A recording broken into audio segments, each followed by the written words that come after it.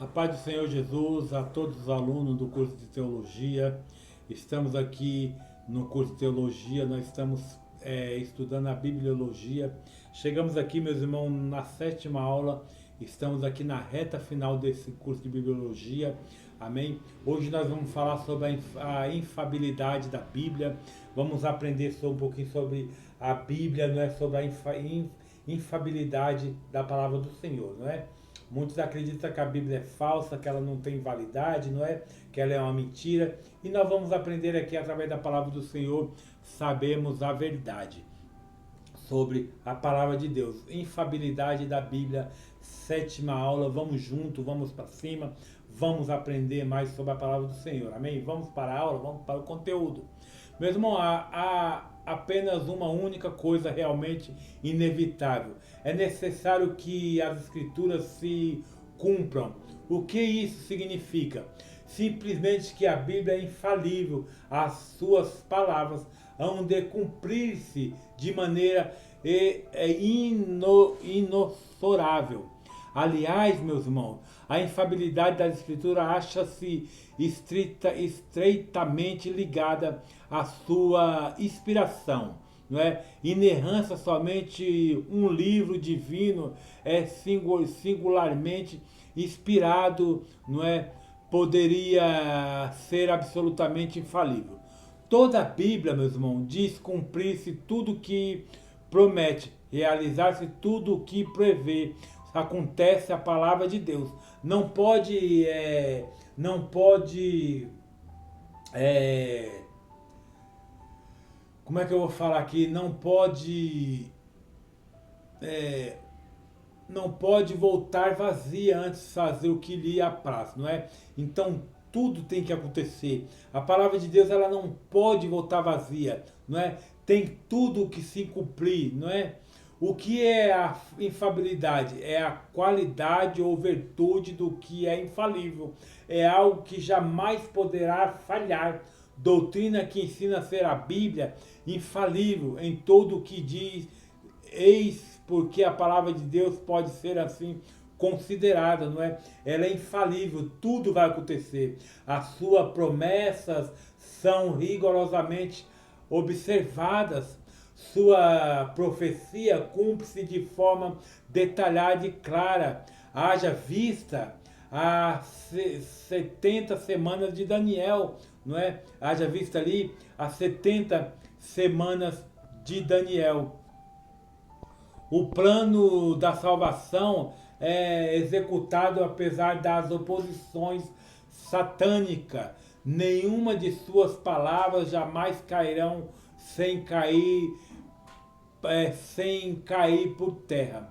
A Bíblia dá testemunho de sua infabilidade, não é? Nenhuma palavra de Satanás vai ficar sem cair por terra. A Bíblia ela vai se cumprir e a Bíblia dá testemunho de sua infabilidade.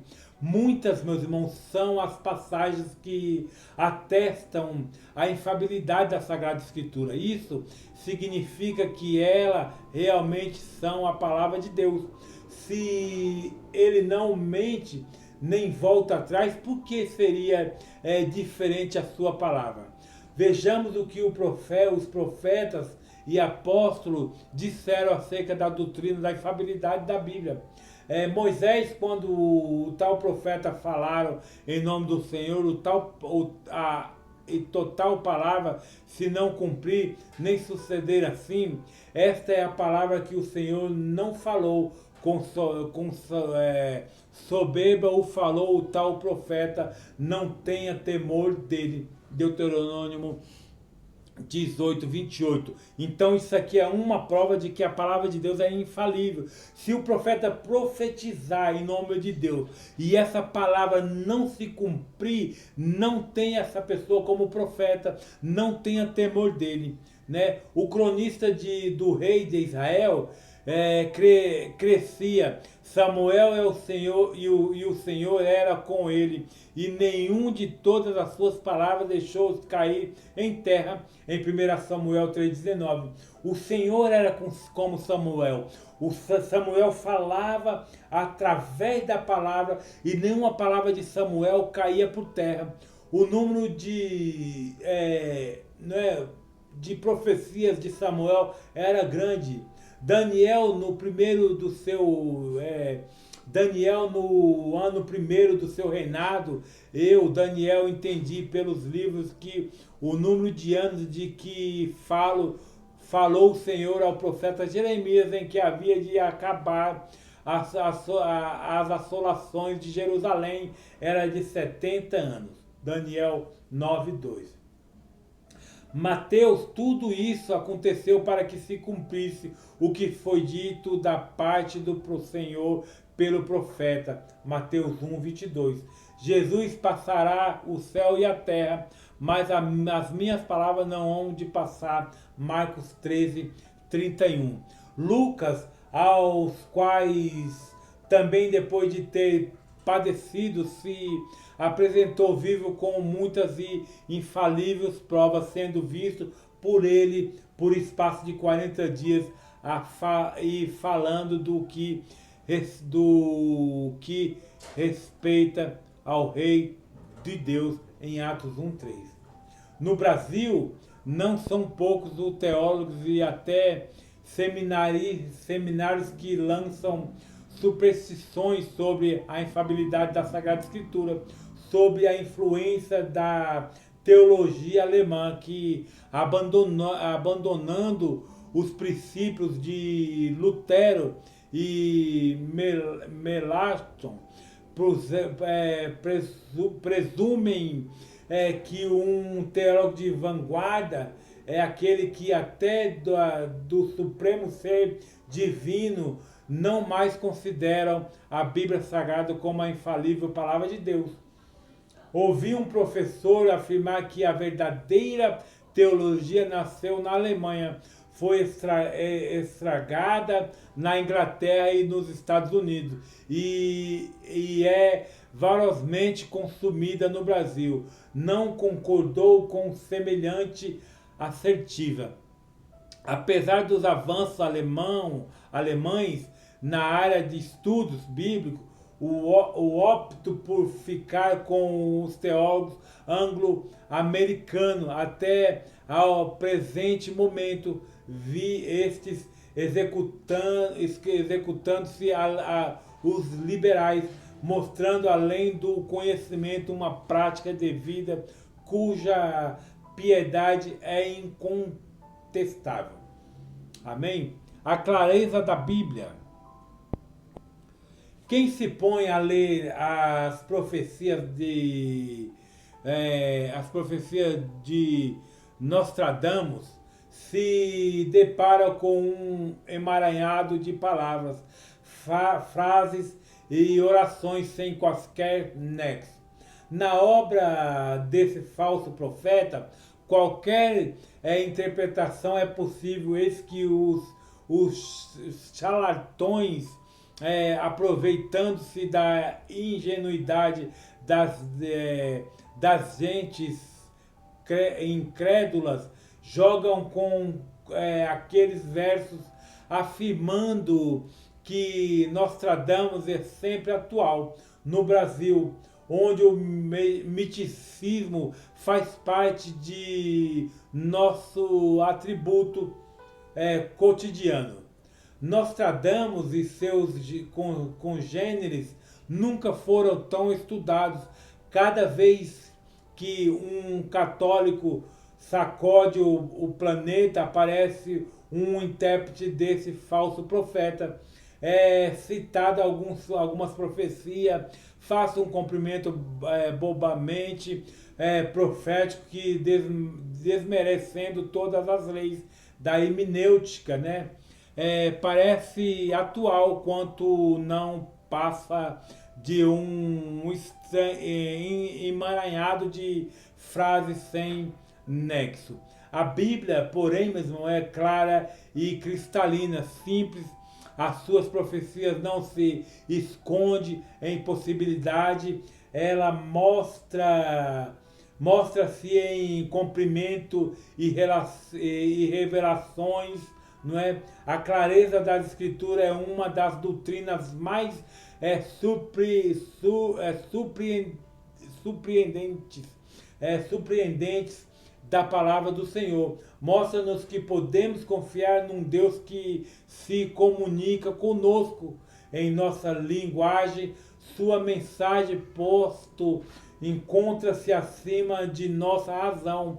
Não a contraria, surpreende-a com coisas grandes e jamais cogitadas.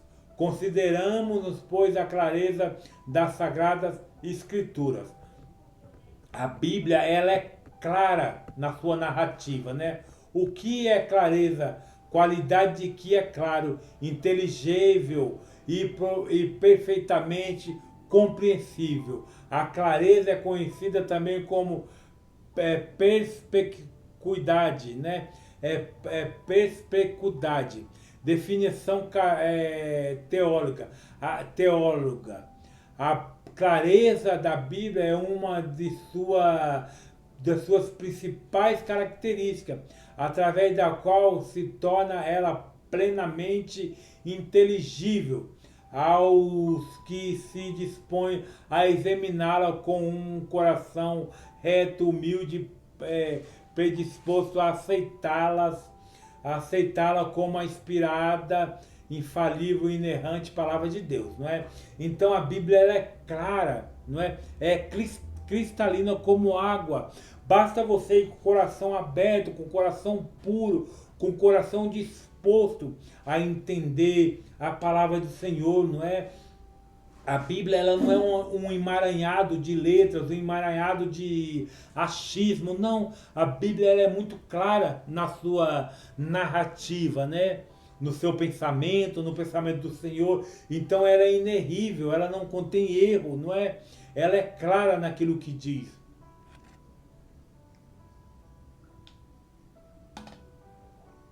O testemunho da Bíblia conta a sua clareza, não é?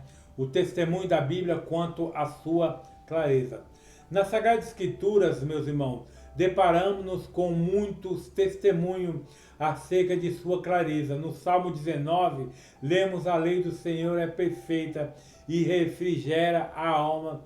O testemunho do Senhor é fiel e dá sabedoria aos simples. Salmos 19, 7.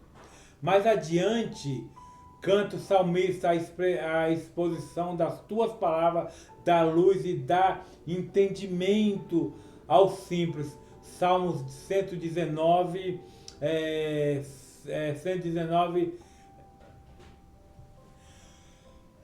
Consideramos ainda este mandamento do Senhor por intermédio de Moisés, e é esta palavra que hoje te ordeno.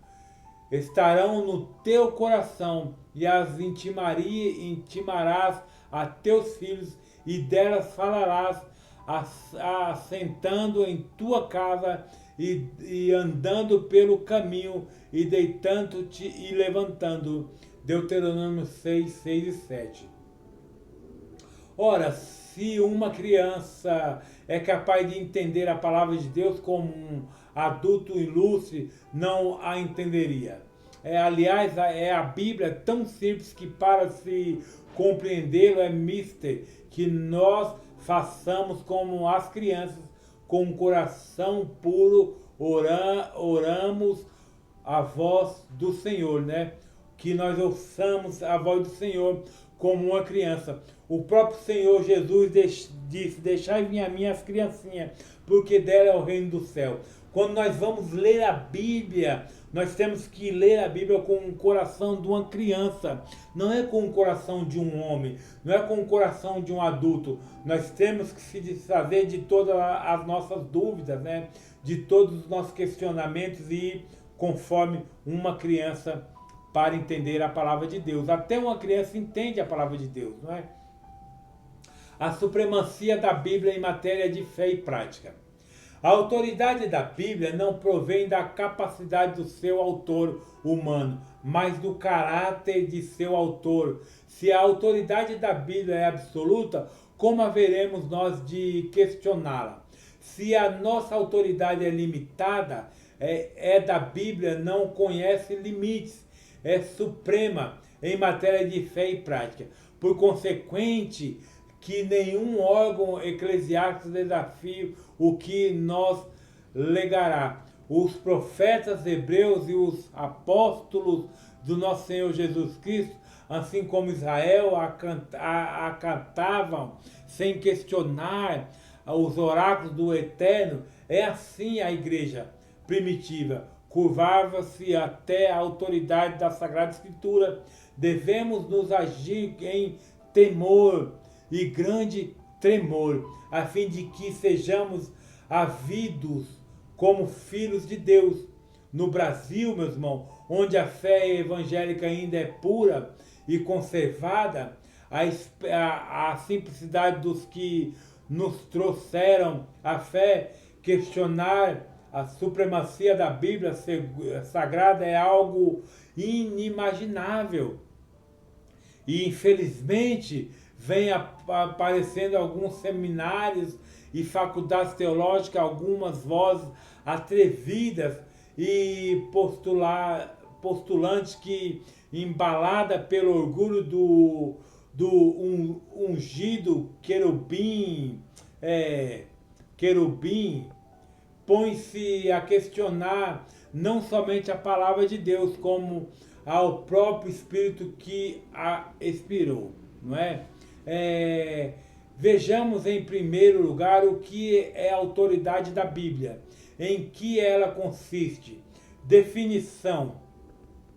Qual é a definição? Definição oriunda do vocábulo latino autoritatem. Esta palavra significa direito absoluto, é inquestionável de se fazer, obedecer, de dar ordem, de estabelecer decreto, de acordo com estes, tomar decisões e agir a fim de que cada decreto seja rigorosamente observado. Definição teológica: poder absoluto e inquestionável, reivindicando, demonstrando e sustentando pela Bíblia. Em matéria de fé e prática, tal autoridade advém do fato de ela ser a inspiração inerrante e infalível da palavra de Deus. Testemunho da Bíblia, a rejeito de sua autoridade. A palavra de Deus diz à lei e aos testemunhos: se eles não falarem segundo esta palavra, nunca verão a alva. Isaías 8:20. E os teus ouvidos ouvirão a palavra que está por trás de ti, dizendo: este é o meu caminho, andai nele, sem vos desviar, nem para a direita e nem para a esquerda. Isaías 30:21. Se alguém cuida ser profeta ou espiritual, reconheça que as coisas que vos escrevo são mandamento do Senhor. 1 Coríntios 14:37. Uma das maiores virtudes da reforma protestante foi resgatar no seio da cristandade a supremacia da Bíblia Sagrada.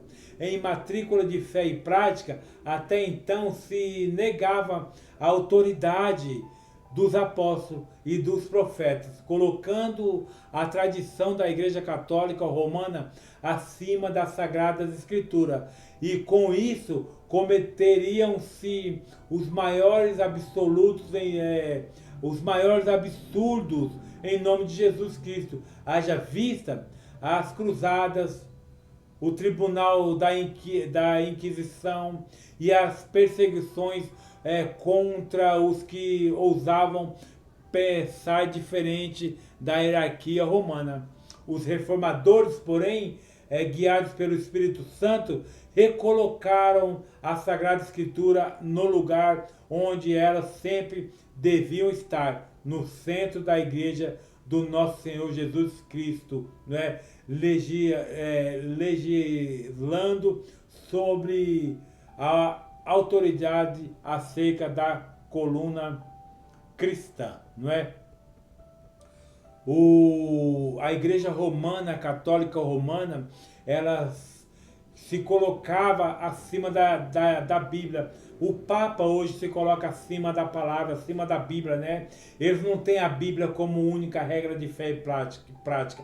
Eles não têm a Bíblia como a palavra, não é, total, não é? E antigamente era assim também. Graças aos reformadores, né? Eles colocaram a Bíblia no lugar que ela deveria estar, que era no centro da vontade do homem, não é? Essa foi a 7ª aula, amém? Na 8ª aula nós vamos falar a completude da Bíblia, amém? Na 8ª aula nós vamos falar sobre a completude da Bíblia. Que Deus abençoe, estude essa 7ª aula e vá para cima. Conhecereis a verdade e a verdade vos libertará, amém? Deus abençoe, um forte abraço, até a próxima aula, tchau!